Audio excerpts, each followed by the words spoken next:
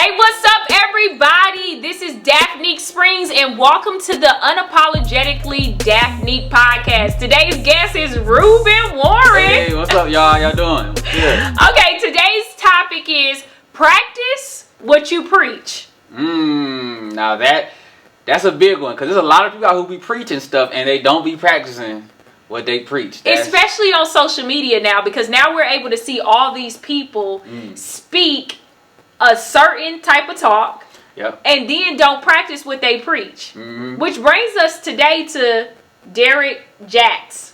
Yeah, Derrick Jaxn. Yep. Where's the whole Jaxn? Is that? I don't know, but that's sign number one that a nigga ain't up to. Like, first of all, you spelling Jackson a different way. Okay. Trying to be all cool and sexy. That's sign number one that something is up. You hiding something. Why? Because he trying to match your last name to his muscles? I mean, something. It's like, first, like you look, you already hiding the C. You hiding the CK, the S, and the O with an X. You hiding. So it's already like, we can't trust you. Yeah. Where the rest of the letters in your last name? Exactly, bro. You replace 4 letters with 1. You hiding 4 letters, bro. What else you hiding? Okay. So with what's going on right now in the news is that he cheated on his wife, but he's a relationship expert. He gives a lot of women relationship advice, specifically about guys being fuckboys. I think that's really what his whole advice is that. But he likes to frame it in a way that you like to try to say that all men ain't shit. Yeah, like I think that's the big thing with him is that he goes, like, it's one thing when you pander to women, but he goes all to the extreme, like, just men just ain't no good, ladies. It's hard out here. Like, all the men just bad. We out to get you. We wake up every day thinking, how can we hurt women? Like, that be his whole. And see, that's shit. the men's point of view. You know why men feel like this? Is because he's telling the secrets of why y'all and how y'all be fuckboys out here. So when he's exposing those secrets, you start to look at it like he's trying to say we all ain't, because y'all not. My thing with Derrick is that, like I said, he's cool, but he appeals to like the low self-esteem women, like the women who be like, you know, I got 3 kids and all the baby daddies left me. You know what I mean? Like he appeals to them, and it's always them type of women who need to, like, because you're a queen, you're strong, you're beautiful. These men ain't nothing. You know what I mean? It's kind of that. So he plays that up like really, really heavy, and he's like, this is what you need to look out for all these men, because all these men is bad. They're all cheaters and all this other stuff. And turn out, bruh, you the toxic one. Like, you out here telling women to look out for toxic men, and you a toxic man. But that explains why you do that, because you know what to look out for, because that's what you are. You know what? That's such a man's point of view, because I feel like some of this stuff and a lot of the stuff that I've seen Derrick talk about has been factual. I actually did a video years ago, and I said I don't like men that text you every day good morning but never make a plan, because you get a lot of men that's good morning beautiful, like, you don't even know if I'm with another man. You haven't tried to take me out to eat. You haven't tried to take me, even if men talking about y'all always want somebody to spend money, you haven't tried to take me on a walk around the park. You haven't tried to even do something as free as hiking, or to just FaceTime me on a date, or let's watch a movie, or do anything, right? You're just always texting me good morning beautiful, but I never hear from your ass at night. And so I did a video about that, because I don't like it, and I think that is a lot of men waste women's time. And it's like, what if I'm hanging out with you, I just met you, I'm interested, and I'm getting good morning beautiful from a man over here that never makes a plan.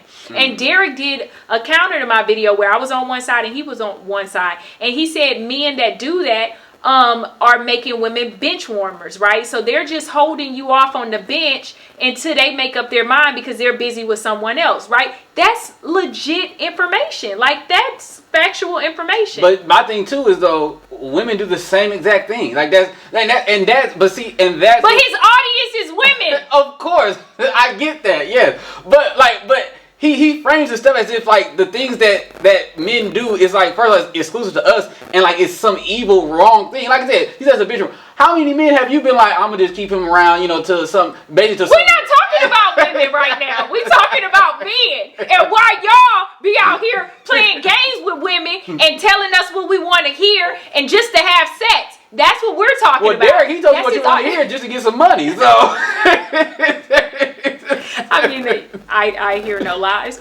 But I think that people now are saying that he's a scammer, he's a fraud, and they're saying cancel him, and I just don't agree with that. I mean, I don't think. First of all, I don't think you can cancel anybody that has a solidified fan base. You cannot cancel that person because most of the people that say cancel somebody is not really a fan or a supporter anyway. They're just somebody who's seen your stuff, didn't really like it or didn't care for you as a person, and then they go on to wait until you make a mistake or something big happens in your life where it can be deemed like cancelable, and then they go on a whole like a whole tirade about tirade of it and try to get you canceled. But your fan base, you can do whatever to your fan base, they're gonna rock with you. They're gonna rock with you because they're real, true fans. It's very hard to really hurt a true fan, and I think sometimes that's with personal experience. So if someone's a true fan, I can really hurt them and deter them away from being a true fan if I did something personal to them or attacked them or verbally did something to them personally. But people, I think true fans understand the idols and the celebrities as humans, right? They'll humanize you. So if you make a mistake, they understand that you made a mistake. And if you saying, hey, I grew from that mistake, or I acknowledge that mistake, or I'm accepting some type of accountability, they'll forgive you. At least 1 or 2 times. Hey, absolutely. I mean, like I said, you can't cancel anybody with a fan base. I mean, look at preachers who done got caught up in scandals and still got their church. Yeah, Eddie Long was touching kids. Touching little boys. And the next week, they was lifting him up on the... and they was saying, don't come for their pastor. Yeah. And we've seen it historically in this country where famous people are held at a different statue, and their fan base. Cussed his son out. People was like, "I'm still bump But his son is grown as hell. I mean, like to me, that's a whole nother nigga. You know what I mean? At this point, at 30, a man, you a man, I'm a man. I can talk to you any kind of way. Now, if he was talking or speaking to a young kid that was 12 or 13, not even 19, 20, I would say 19, 20, but even at 19, 20, I say 13, 14. Yeah, you know what I mean? I give 19, 20. I'm like, because that's still you fresh in the young manhood. But like, you over 30 though, Brand. Like you live life. You got your opinions. You stuck in your ways, and listen, sometimes you just gotta let somebody know that you'll break their neck. Yeah, don't play with me. On God. On God. Okay. I'll put that on the Bible. So with that being said, it's just all these people want to really hold him to a stature, and I feel like sometimes it's society's fault of putting people on a certain pedestal that they can't live up to. For sure. Right? Yeah. And then people want to quickly say Derrick is just making money. I mean, he's a celebrity influencer. Absolutely. So with that being said, is it the goal to make money? I mean, absolutely. I mean, and you even see in the videos that he even did addressing it, the first thing he pushed was the book. That's how you know. That's how you know that he. And they say the book sold. It was 6 of the books was sold out on his website. Oh, I'm sure they were. Yeah, I'm sure they were because controversy sells. So of course, but yeah, I mean, at the end of the day, you have all these followers. Like I'm pretty sure, like if something, God forbid, some scandal happened to you, you gonna monetize that. I know you gonna find a way to flip it. I mean, we're not talking about me right now, and we not gonna predict the future and just say I'm gonna flip it, but I'll probably go flip it. But anyways, with that being said, I also noticed that with Derrick, right?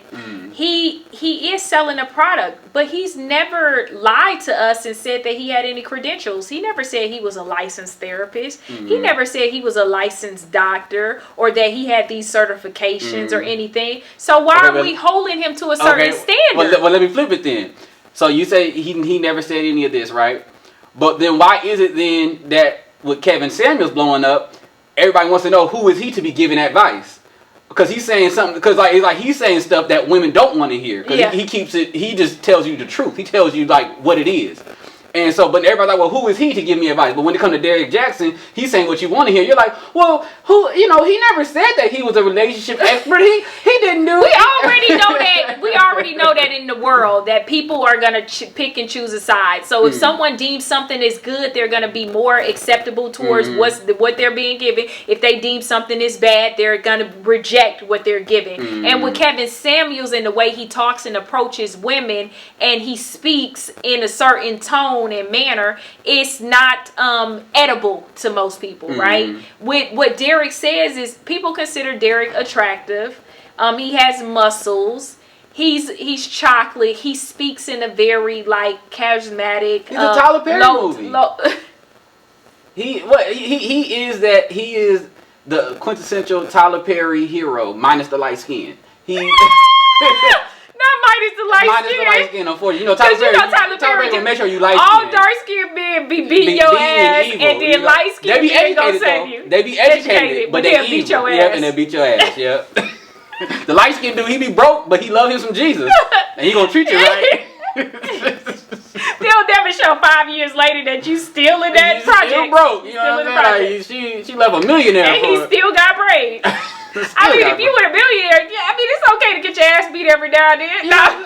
You know, you gonna pay medical bills. Now you over here getting treated right and your back hurting, you can't even go to the doctor. Yeah, but it is. Hey, you gotta give up something for something. Okay, everything costs. Ain't nothing free in this world.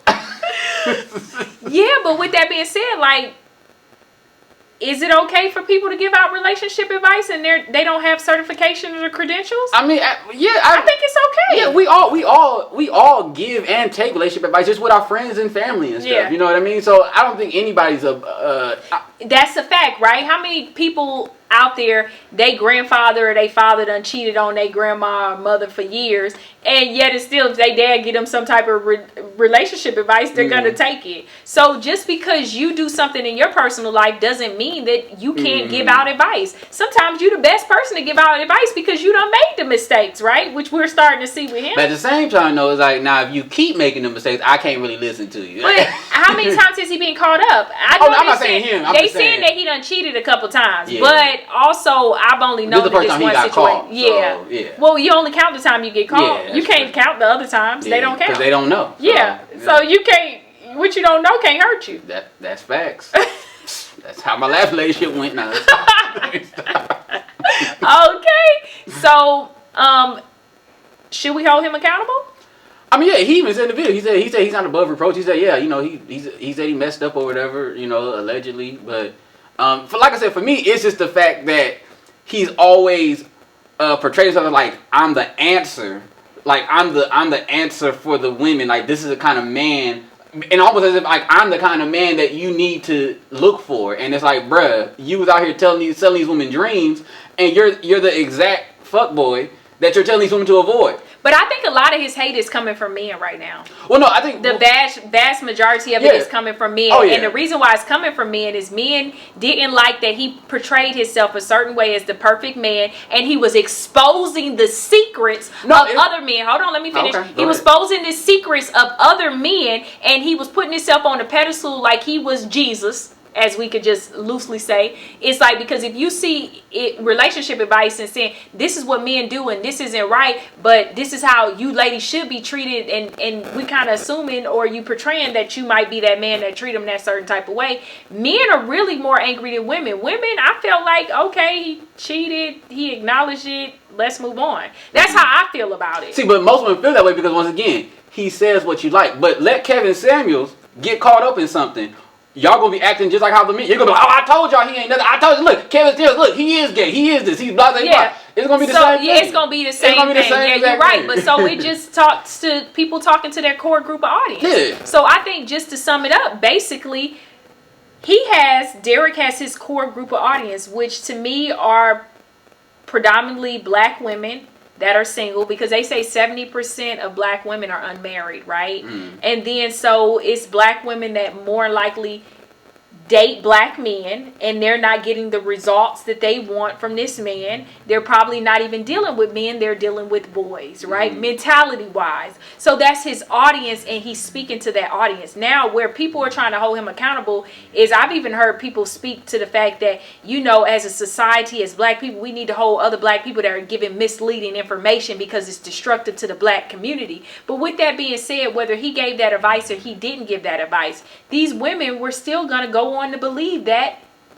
Yeah, because he already spoke to what they already thought anyway. So he's only speaking to their inner thoughts. Yeah, he's not, to me, really planting new thoughts. Yeah, like a lot of those women who follow him already think like, you know, they already have like a men ain't nothing mentality. Like he speak like his core group. Like I said, it's the low self-esteem broken women. Like, I wouldn't say that. I watched a couple of his videos. No, I'm not saying. What you trying to say? I don't have low self-esteem. I said his core. I said his core group. His core. Like who? No, I don't think that's safe to say. It's women that just because I've been treated a certain type of way by men, right? I know it's this whole thing, you are what you attract, but let's get rid of that. It's a lot of men that are not up to par, right? Oh, of course. Financially, stability, being a family man, being a father figure, just being a good person, period, right? And because I'm being treated a certain type of way by men, and this has been a continuous experience of mine, that doesn't mean that I have low self-esteem because I'm experiencing this, right? True. Would you agree? Agree. I agree. Yes, but I will say though, I'm gonna say it's hard for me to like, cause I get that there are a lot of bad men. Like I don't like absolve men. A lot. Yeah, no, I'm not saying that. A lot. Oh yeah, cause there are a lot of people in this world. Would you put yourself in that category? Oh, absolutely not. No. and that's why I push back so hard on this whole men are trash narrative, because it's like, because for me personally, and for a lot of men usually, like most men, we usually hang out with other like-minded people. So like the men that I rock with, the men that I know, especially the black men, that's really my thing. Is that I don't like how the demonization of black men. Because, but he's never once said black men. Oh no, of course not. It's assumed. Oh yeah, right? But I'm speaking in in reference to saying, you talking about black women and all that. So for us within the black community, we get you're right. So black men, we I mean, it's yeah, but we get this bad rap. And my thing is like, all the black men that I know are upstanding fathers, are upstanding husbands. Those that are married, they're good husbands. So this notion that like black men are, there's something wrong with us, and we're just inherently evil and wrong. Like I push back on that, because I feel like that's damaging. Because anytime black men say, oh well, black women are ghetto and blah blah blah and all this stuff, everybody, men and women, are quick to push back. Like, well, no, that's just you. That's blah blah blah. But like, if a black woman says, oh well, black men ain't nothing. Black men trash. Everybody's like, yeah, girl, that's the truth. You know what I mean? Like that's the. See, I don't believe that. So I think people search for what they're attracted to. So when you get somebody that's selling a narrative like Derrick Jaxn, it's because that's what people are seeking, right? But you also have other Facebook and YouTube channels that talk about black love and the black couples and about black marriages, and it's all positivity, but how many people are really seeking that, right? Or how many people discuss that? They act like it's only one narrative being pushed all the time, and it's only a Derrick and a Kevin Samuels narrative that's being pushed. It's also other narratives being pushed. Those are ones, but they have millions of followers as well, and they have millions of people watching their channels as well. So it's not just one narrative being pushed. It seems to be that the negative narrative is the one that's always being talked about or discussed on another level. Yeah, so and I think that's what we mean by it being pushed, because like you said, the black men versus black women debate is always, like, you always see that, like, constantly. You know what I mean? So, but no, like you said, there are definitely tons of channels out there that actually do speak on positive. There's whole Instagram pages dedicated to black couples and black love. And they say it has millions of views absolutely. And hundreds of thousands of shares, and people enjoy it and watch it and comment and feel the same way about it. About the positivities of staying in a black marriage and how did you make it work. It's a whole channel dedicated to that, but it's just like people always want to focus on the negative. Yeah, on the negative. So when does it become the consumer's responsibility, right? So we always put the accountability on the person presenting the product, but as the consumer, when does the responsibility fall on us? Well, yeah, I mean, you don't buy it. You know what I mean? Like if you really feel like something is bad, you know what I'm saying, then you show them with your dollars. A perfect example, let's go back to the civil rights era. With the bus boycott in Montgomery, the Montgomery bus boycott. They thought, like, we don't like how the bus line is treating us, so we're gonna not get on the bus. And they let a whole. But I think the people that's not getting on the bus and that are complaining and saying they don't want to spend money and cancel is the same people that is not his core audience, as I spoke to earlier. So with that being said, the people that he speaks to are very satisfied with the product that he's giving. So either they're the ones that have to hold him accountable to accept his apology or not to accept his apology and move on. But it's amazing how many other people that is not his core group or his audience or his fan base, and they're speaking to so negatively and harshly to him. And some of them haven't even watched but one or two videos and already made a full analyzation of who he is as a person. They're not like a continuous supporter. Because see, a fan knows you're good, you're bad, you're ugly, where you might have messed up and all this other kind of stuff. But I heard people also say that 75% of the stuff that he says is true. It's just 25% they feel like it's pandering women and gaslighting women. So then if 75% is still passing. That's a C. It's a C. I mean, you know, so 5 more percent is a B minus. Yeah, I mean, like I said, at the end of the day, I don't think it really matters for him because, like I said, he got like millions of followers. So, it's a bad look. Either way, it is a bad look for him because it's not really a bad look. He just sold out on his books. No, he did. But I'm saying just as far as I think he kind of. Just based on how he even had to address it and stuff. Yeah. He had to address it. You have to address. Let me tell you what the whole thing that happened with Will and Jada too. And the same thing with Derrick. You have to address it. So if you're publicly, so you can't just ignore it. You can't just brush it up under the rug. You can't just disappear. And then because now everything you've ever said now becomes invalid, right? Because you have to address things because you're so busy giving out relationship advice. Now that your relationship or private life has been on the rocks and been exposed, it needs to be addressed from your point of view because I can no longer accept relationship advice from you if you're not addressing your demons and your issues. And being that he addressed it, and that's the reason why that book sold out. Yeah, and like I said, for me he had to address it because of how it came out. It was like the side chick exposed it, so it wasn't like. And it was Tasha. Unwind with Tasha. Oh yeah, she came out with because he had said something about her like 2 years ago. Oh, so she was waiting. Yeah, so she was waiting. She said it. She said she was waiting, and she was waiting for this. She was a sniper with it. Yeah, and I also think it's a lot of times it's the way the man handles the side chick. That's the reason why they get exposed. I think if you're a little more tactic. So as relationship advice to Derrick Jaxn. Be careful how you handle side chicks. You can't just block a woman on every platform. Oh, he did that? Yeah, he blocked her. She said that he blocked her on every platform. Oh, he was asking for it. Yeah, so he was asking to be exposed. Yeah. You can't not have emotional ties to a woman and sex with a woman, or how did he say? He said, that's another thing. That's how I know he's a preacher because. No, but she said that he gave really good head and that his dick game was great. She said she gave him a compliment. Which makes me think she's not just being bitter and hateful. She's mad that she got blocked, right? And that it was some type of lies or no closure given to her. But the fact that she still gave him compliments on his sex game, knowing that more women will want to have sex with him now. Well, he said they were in a sexual relationship but did not have sex. I don't understand that. That's how I know he's a preacher though, because his audience is gonna be like, "Oh, that makes sense. That's deep." Like, yes, you can. I mean, it's so deep, I don't even understand it. Is it? Because I feel like. No, it's a bull. Next time, if I ever get caught cheating in a relationship, I'm gonna say we had a sexual relationship, but we didn't have sex. Yeah. And that's my story. That sounds like the thing to stick to. Yeah, it do. It sound like when you say it quick, you be like, "Oh wait, what you say?" But then once you analyze, you be like, "You just said some bullshit." Like that. That's how it is. But like he said that, I'm like, his audience gonna eat that up. They're gonna be like, yes, because I've had sexual relationships without having sex before, so I know what he's talking about. Well, what does that mean? No, I'm saying that's what his audience is gonna say. They're gonna be like, yeah, I can. Oh, so does it mean I had sex, but I was emotionally not there? It just sounded like he was trying to sound deep and clever with it, and it's like, bruh, just. And he did. He sold books. But yeah, I mean, to me, his wife came on and they went on live, and he got 2 million views in he capitalized 5 hours on Facebook. It's like entanglement. And everybody knows with Facebook, it takes a while to get your views. You can easily get 2 million views, but that can take like a week or days or something like that. And this is to someone speaking that goes viral on there all the time.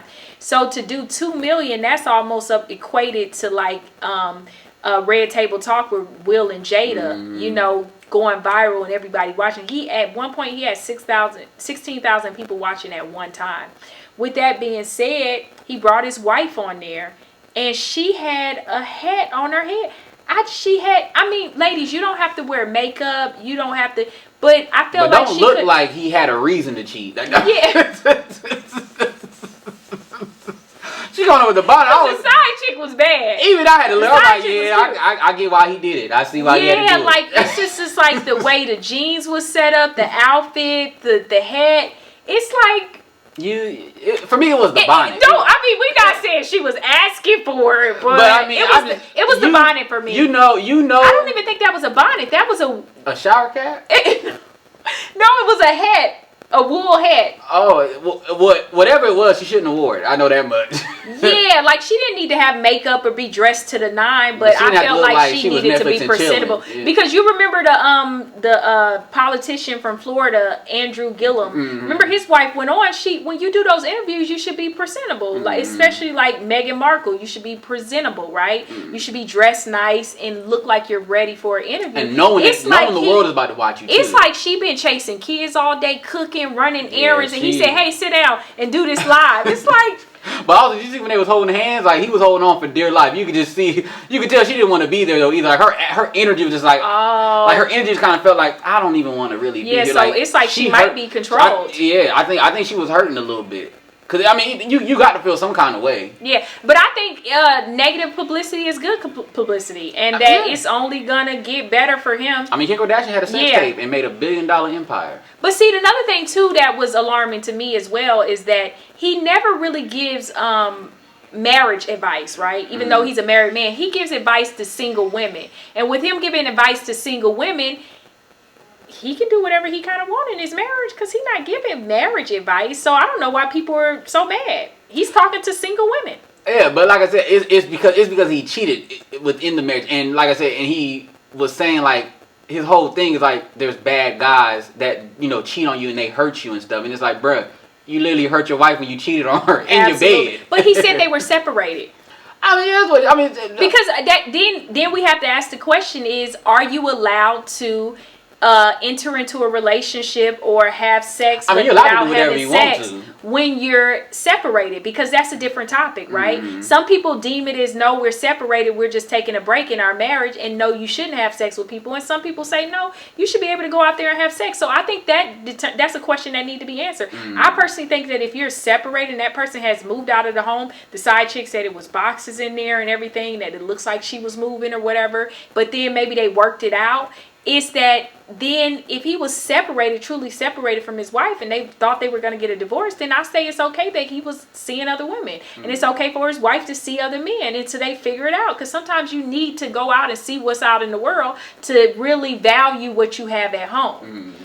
And once you do that, you can move forward. But I think where he messed up, the thing I would say where he messed up with the whole side chick situation, because was he a side chick if he was separated? No. But with that being said, where he messed up is he didn't give closure to that girl. He just cut her off and blocked her from everything when he decided to get back with his wife, if he was ever separated from his wife or whatever. But he said he separated. His wife is doing an interview. They're agreeing to this whole narrative that it was separation. So we have to go along with that narrative that they were separated. And if they were separated, where's the lie? I mean, if they were separated, if that's the story, then that's the story. You know what I mean? Then we there's really nothing to say. But I mean, like I said, even more so though. But how you treated the side chick though, that was foul. Yeah, you don't just cut nobody. Yeah, you don't just cut nobody. I don't think you do that anywhere. She said she had known him for upwards towards like 10 years. And she said they had been in communication where they would just like talk on social media, but they were first acquainted like 10 years ago. And if you were first acquainted with someone 10 years ago, and for that person to have sex with you or sexual experience with you without having sex with you, and do all of that, and then just cold turkey cut you off, like block you on all social media without an explanation or without doing stuff that he. But that's being the fuckboy that you tell women not to deal with. That's what I'm saying. So he still exposed character. Yeah, he still exposed his character. He telling women like that men are bad, but I'm not. That's not me. But this is the and they turn out like, bro, you the same one. You are the woman. You're the man that you're telling women to avoid. Absolutely. And like I said, practice what you preach. Amen. Practice what you preach. Yeah, you know what I'm saying? If you out here, you know what I'm saying, saying one thing, but you out here doing a completely different thing, it's just not a good look. It's just like how Governor Newsom with the coronavirus. He was telling everybody to be locked down. You can't go do nothing. Yeah, he was enjoying life. He was out here doing brunches with no mask on. It's like, bro, how you doing brunch with no mask? But we can't go outside? Like, yeah, that's your opinion. Practice what you preach. But my opinion is, your life is your life. You can portray whoever you want to be in this world. and you could have also your private life. But when that private life is exposed, you need to address it, and it's to your fan base. It's them that need to hold you accountable, or to really ride with you or die off from you. So I just think that's it. So it's not on us, because I'm not his core fan base. It's on them, and that's it. And they're gonna rock with them. Like I said, anybody that got a core fan base, you're gonna rock with them through thick or thin. So amen. Hey, but that is Daphnique Springs on Unapologetically Daphnique. I'm Daphnique Springs, and Rubyn, tell them where they can find you. You guys can find me on IG, Facebook, Twitter, all of that at Rubyn Comedy, RUBYN Comedy. Thank you. And I'll see y'all next time. Bye.